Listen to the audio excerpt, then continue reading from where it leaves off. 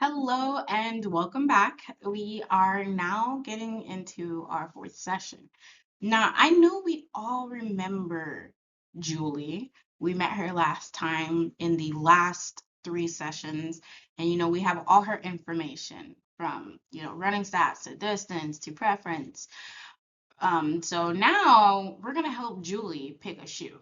But this time around, we don't have any information on these shoes, right? We know all about Julie, but we know nothing about these shoes. So it's kind of like we're pretending that we're at the running shoe store, but at the running shoe store, if you're not talking to the representative, you only have the shoes to look at. Maybe you don't want to talk to them and you want to pick out your own shoe. So you have these three options, right? How do you know which one to pick? I'm going to let you kind of figure it out on your own.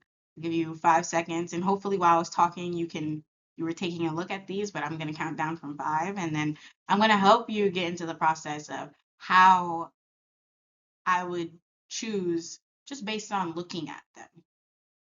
Five, four, three, two, one.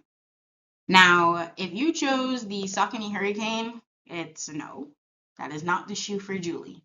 If you chose the Saucony Kinvara 13s, that's also a no. But if you chose the On Cloud X4, you're correct. And I don't know if you guys remember, but we actually had this same choice for the last time. These are the same shoes that we had in the last scenario, but they just don't have the information, and we still chose the same shoe. Now you're probably wondering, how did I choose this shoe? Well, I focused on two things that I saw because it's probably the only information that is relevant to choosing a shoe with this method. I looked at that she prefers firm shoes.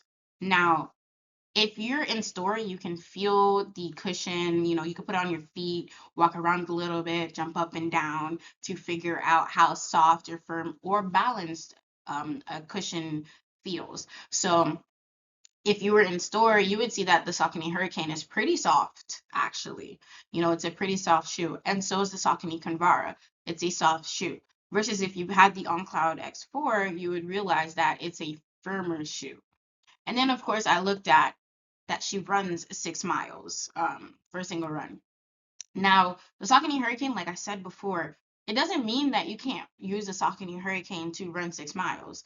Like it's out of the realm of question. No, but it's more for a mid to long run shoe, which this does fit into mid, but I thought like it's not a firm shoe though, so maybe there's something a little bit better. So also the Saucony Kinvara is for short to mid as well, so that doesn't, bump it out. But of course, it's not a firm shoe. So if she didn't mention firm, these shoes would still be good options. But since she did mention firm, I'm putting the firm and the 6 miles together and seeing that, oh, the On Cloud is X4 is probably going to work the best because not only is it a firm shoe, it's a running shoe for short to mid distances.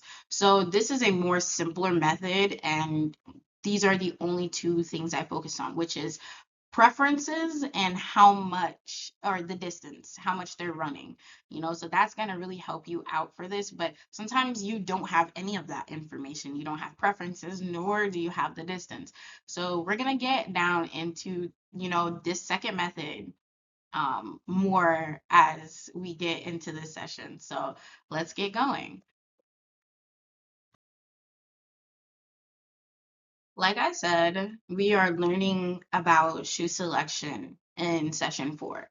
And now we've already done some shoe selection because, we did a lot of analyzing four types of runners and picking shoes and all of that. But this one, we're not getting into that again. We're going to learn about another method of shoe selection.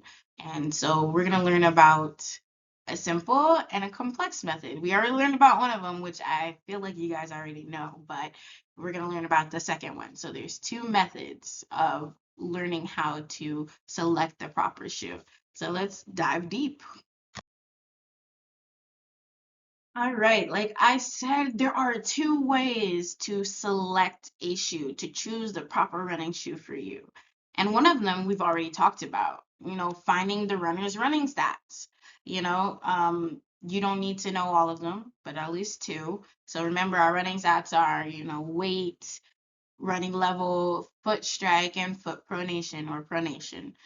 And then, of course, you ask the distance they're running. How many miles or kilometers? If you're using kilometers, are you running?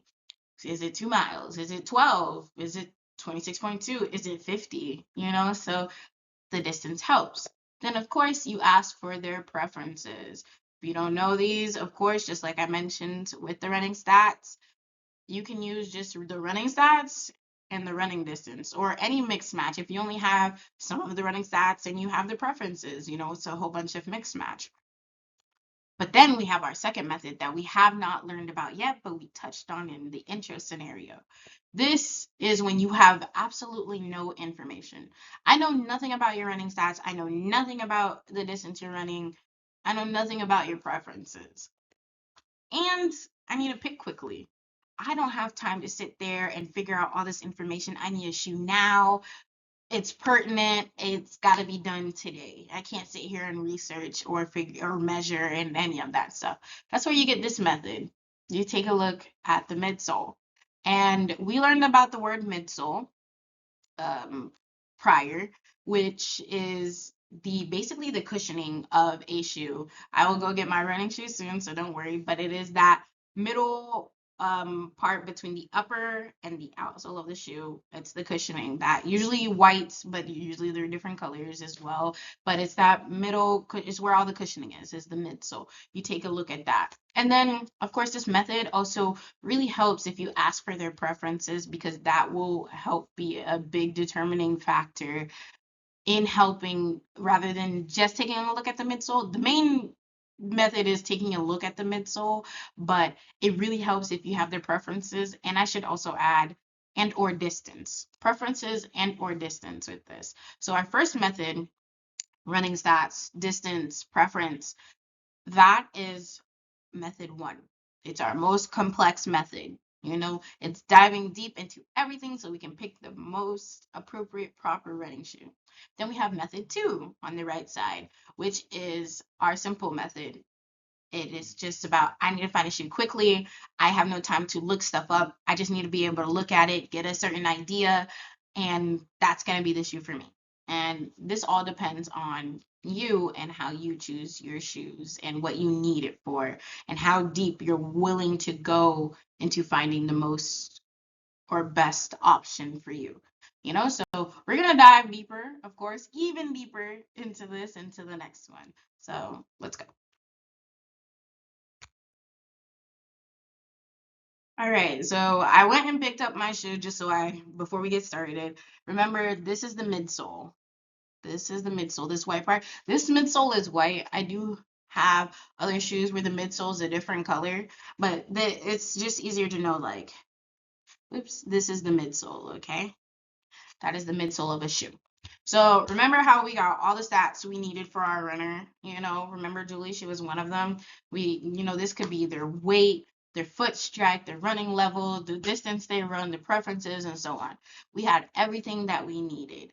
But like I said, imagine we didn't have all of that. That's what the second method can be handy for in the beginning, especially if you're a newer runner and you're like I'm talking about like absolute, I'm just starting to run and I know nothing. You're probably not even gonna know about these these words, these definitions, what they mean and how they can help you and stuff like that. So you might just be going into a running store and you don't want to bother the sales associate, like I said, and you just want to pick a shoe for you. This is a more simple one for the very beginning. Now, can you use it in like when you're intermediate runner? Yes, because you probably know all this information already and you can just kind of go look at a shoe and maybe help you pick. But I do think that this is very handy for in the beginning. So that's where this, the midsole comes in. You have to just look at the midsole of that shoe and you get, whether it's firm or soft, you can kind of tell from that. And that's your preference. And then, of course, your distance you're running. So you have to, like, that's what these two methods are for. The first one, well, both the methods help you choose a shoe, but the first one It's more complex, not complex in a way that it's hard, but it just has more information that you take into account. And the second one is I need something now urgently, or I'm very new into running and all this information is the first method is information overload. I know nothing, I don't know what to do with it. So the second method is very much helpful for that. The simple method two, because it takes away all of everything that you need from method one. But they both have, their own advantages and maybe disadvantages as well. So it doesn't matter what method you choose, just know that, it's all also based on preference. Some people don't care about the first method, the most complex method, and they just go with the second one and they run free. This just kind of helps you. Like if you're getting more into serious running, the first complex method is probably going to be the better method to use than the second one if you just, run, as, health reasons and not really to race or anything like that. But you can use both. It doesn't matter if you're not running a race and stuff. You can still use the first method because I use the first method, um, and I don't race or whatever. And I probably run like 10 miles a week, even though I used to run a little bit more, but I run like 10 miles a week.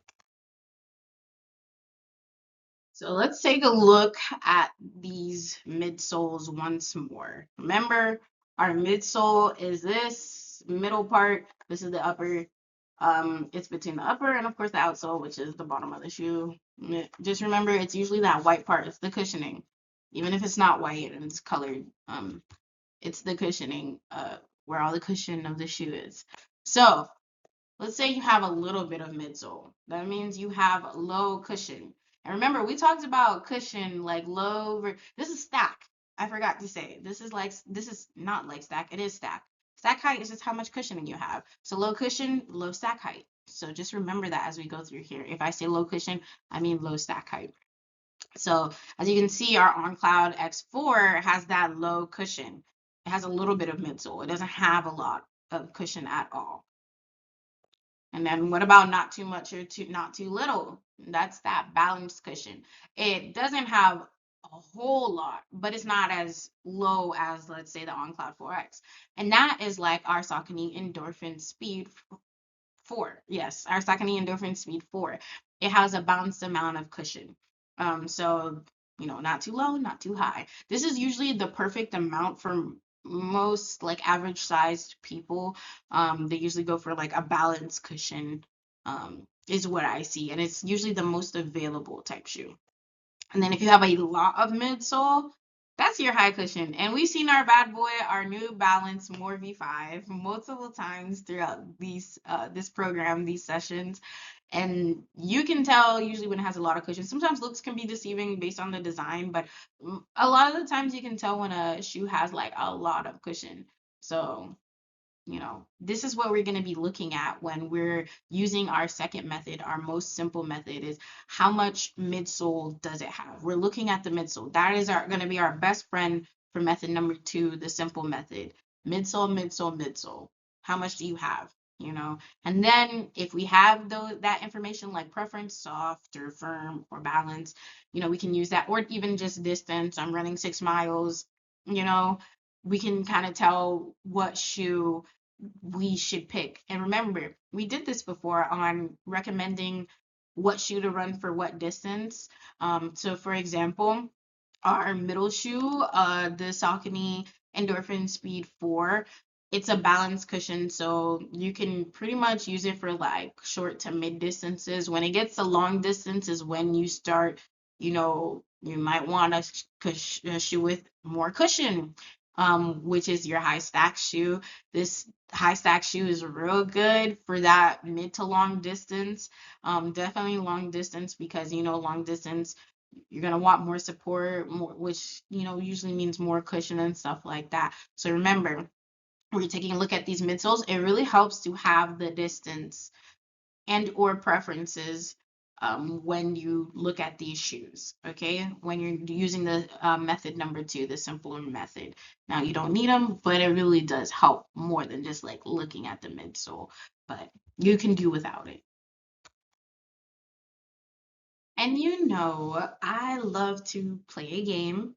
And so we're gonna check that midsole just to see how much cushion each one has, And with that, we're also gonna recommend a distance with these shoes. We've already done the recommending a distance for a shoe, but it doesn't help to reiterate what we learned and as we, move on to the sessions. I wanna make sure it's still fresh in your mind. So we're gonna check that midsole and recommend a distance for the shoe.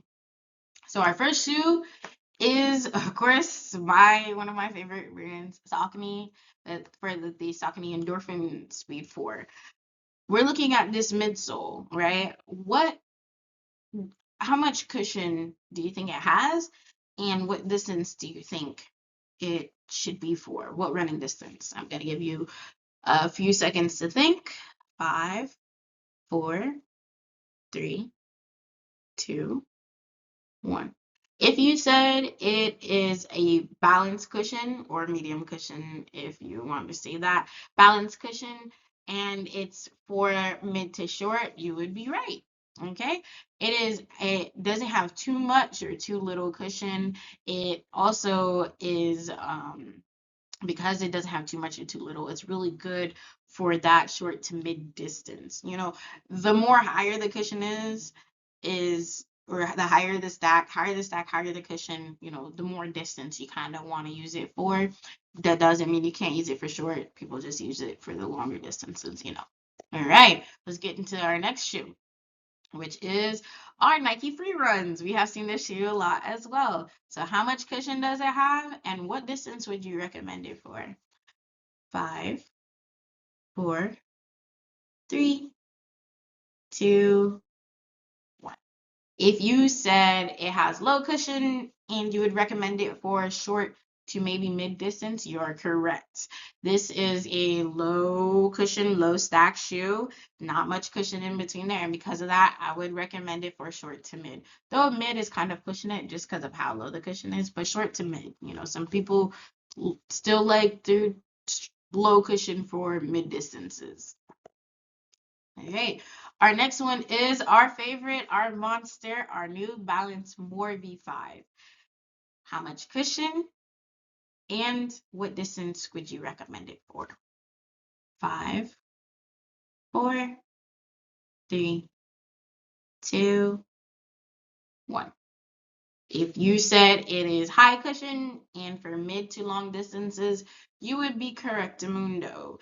Because of the high cushion / stack height, it is very much going to be helpful for those mid to long distances where you're running more, miles because, your legs are going to get tired. You want all that cushion that I'm not going to get too into it. But yes, and it has high cushion.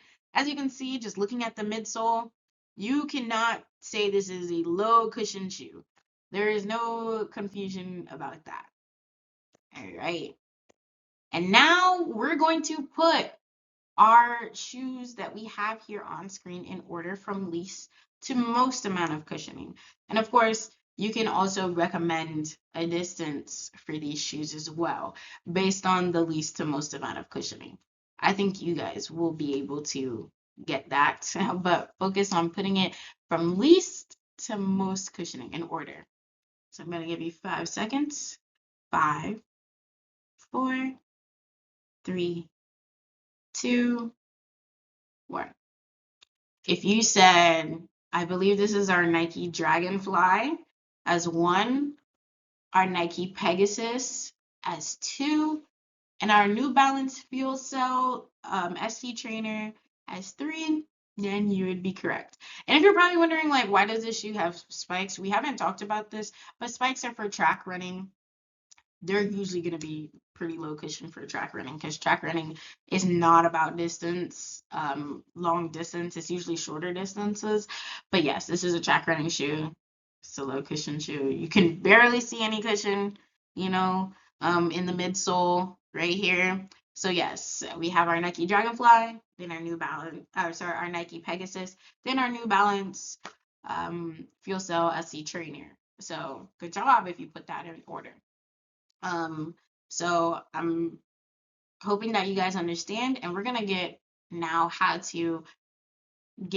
into how to recommend this shoe for runners now based off this, now that we have done these exercises.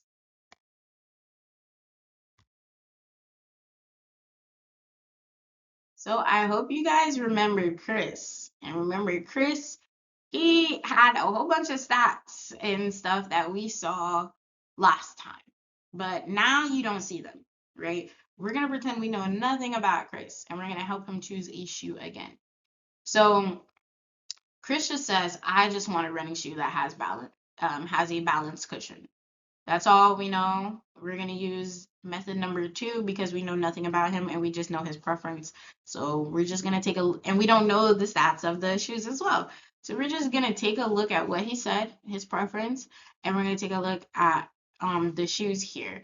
And I want to give you 5 seconds to look at these shoes and what Chris has said to help him pick a shoe using method number 2, our simple method. 5, 4, 3, 2, 1. If you said the Brooks Adrenaline GTS 23, you're correct.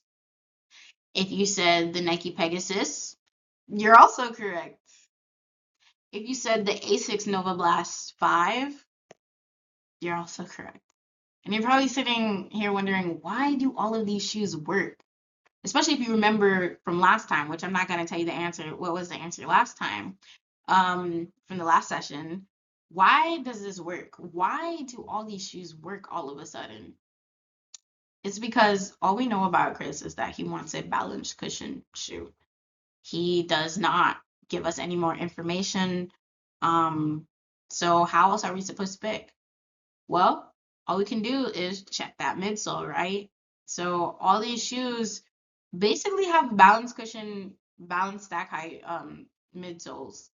And so if all we have is that one information or that one piece of information from Chris, basically all these shoes could work for him. And there's no reason to really deny any of them because they all have what he preferred. He didn't tell us that he wanted something for a long distance or if he wanted more support in a shoe for overpronation. He didn't say any of that. He didn't tell us his foot strike, if he's a, forefoot, midfoot, or heel striker. So all we can do is go off what we know, based off what we know. So this is how I'm saying, like, with runners in the beginning, they don't always know exactly what they may want or need. So that's why it's so handy in the beginning for them to maybe use the more simpler method if they don't want to go too heavy and use the more complex method. So as you can see, all the shoes work for him if we only have that one piece of information. Crazy, right? So we just did method 2 prior. Now let's look at method 1 again. We've done this before. We've helped Chris pick a shoe before. Now we have all his information once again, and now we're going to help him pick a shoe. Based off on this information, running for 4 months, runs 3 to 4 miles in a single run, heel striker, supinator, and prefers a balanced stack. Which balanced stack? Balanced cushion, same thing.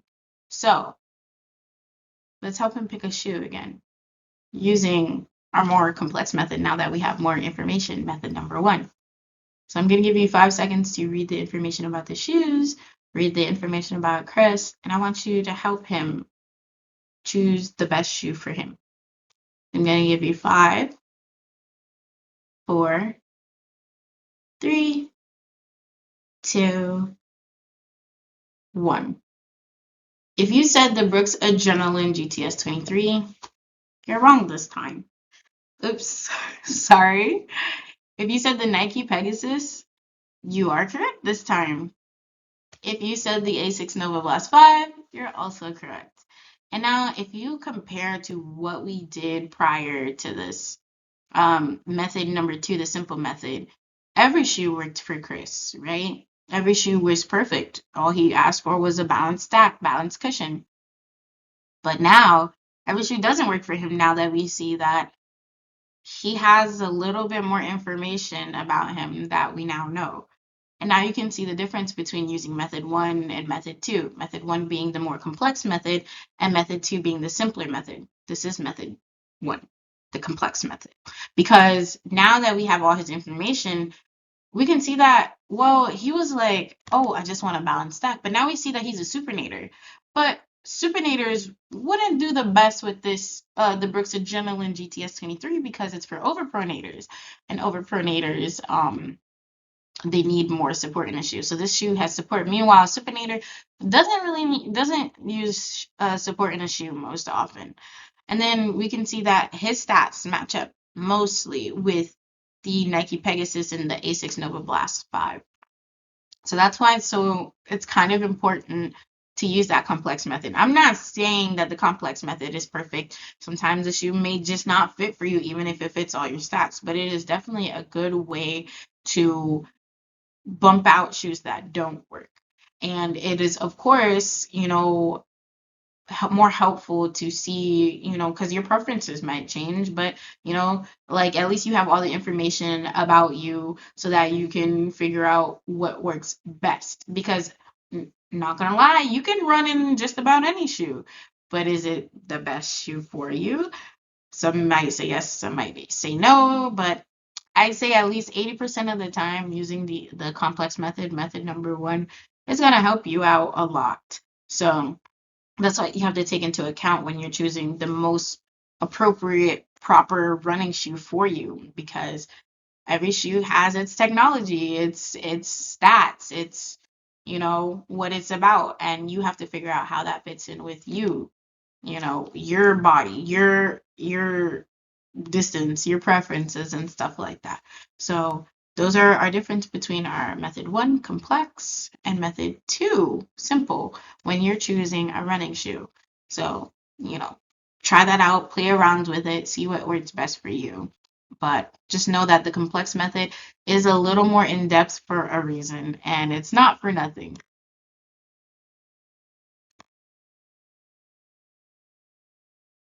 So, we learned so much in this video, and it can feel a little crazy, a little kooky. But let's get into a little knowledge check, true or false, just to see if we kind of understand what went down in this video today. Starting with number one, checking the midsole is the complex method. Is that true or is that false?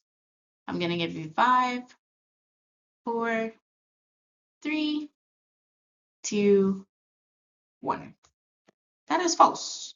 The complex method is understanding the 3 key factors: your running stats, the distance you run, and your preferences.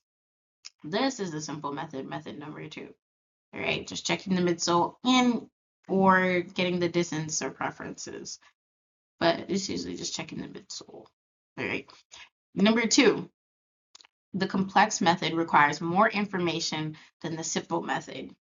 I'm going to give you 5, 4, 3, 2, 1. It is true.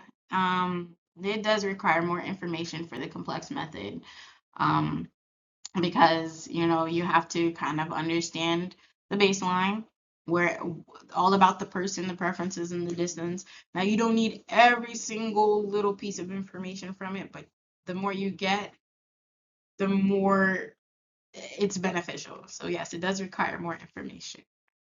Number 3, the simple method can be useful in the beginning. 5, 4, 3, 2, 1. You are correct, Mundo. If you said true, it is very useful in the beginning for those who are, very, very new runners. I'm talking about like maybe even running for a day, a week, maybe even a month, you know? And they might get bogged down about how to choose a shoe and stuff like that, but it is very helpful in the beginning because the cognitive overload, and just you want to get started running, you want to focus on running more than you want to focus on the shoe comes second, the running aspect comes first, but it is very helpful to still have a good shoe, and this is very helpful in the beginning for those who are overwhelmed by everything that comes with running shoes. And our last one, the complex method is recommended for the best shoe option. true or false. 5, 4, 3, 2, 1. You said true. You are correct. Like we saw with Chris, him just saying I want a balance cushion meant that almost every shoe worked for him, you know? But once we got more into his stats and his distance and his preferences, we could see that not every shoe actually works for him. You know, there's some that work much better than others. And that's where you get the statement, you know, best shoe option, you know, the proper shoe, the more appropriate shoe, you know, because everything can technically work, but some things work better than others. So I'm hoping this knowledge check kind of, you know, brings everything together of what we just learned, because I know it can feel like a lot. But if you know these, true or false, you basically understand what we just went through in this session. And so now we're basically at the end of it, and you know, we're gonna tie this all together. All right. Once again, why do these matter? We're tying it together. So the method you choose depends on what you want out of a running shoe. Like I told you previously in the knowledge check and all throughout this session actually. If you just want a shoe to help you continue running and you're not really focused on anything particular, you know, most shoes may work for you. If it fits, if you like how it feels, you know, you're probably going to use that simple method, method number 2, and you're good, right? But if you know, want something a little bit better for you, you want it to fit your needs and your preferences and your distance and your stats, the method number 1, the more complex method, is definitely more helpful.